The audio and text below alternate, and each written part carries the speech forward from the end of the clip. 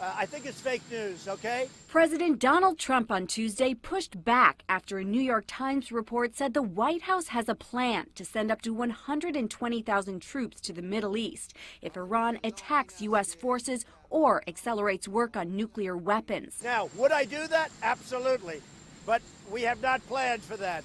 Hopefully, we're not going to have to plan for that. And if we did that, we'd send a hell of a lot more troops than that.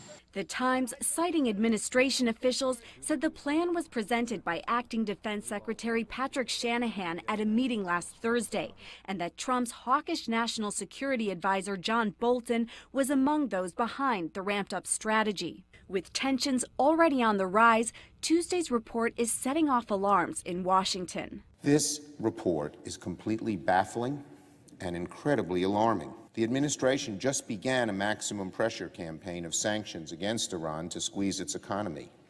Doesn't it make sense to see if your policy is working? A military face-off with Iran would mark a significant shift for Trump, a harsh critic of the war in Iraq who campaigned on keeping the U.S. out of foreign conflicts. But administration officials have so far said they're ruling nothing out. Secretary of State Mike Pompeo. We fundamentally do not seek a war with Iran. If American interests are attacked, we will most certainly respond in an appropriate fashion. After pulling out of a 2015 nuclear deal last year, the U.S. has slapped a host of new sanctions on Iran and dispatched an aircraft carrier and B-52 bombers to the region, citing what it called a credible threat against U.S. forces from Iran or its proxies. Tensions ratcheted even higher Tuesday after U.S. ally Saudi Arabia said armed drones had struck 2 oil facilities.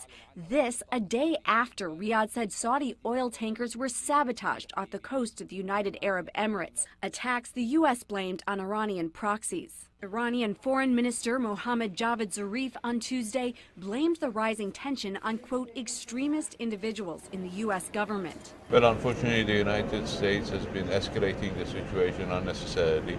Zarif was in New Delhi for talks after India stopped buying Iranian oil, under pressure from Washington.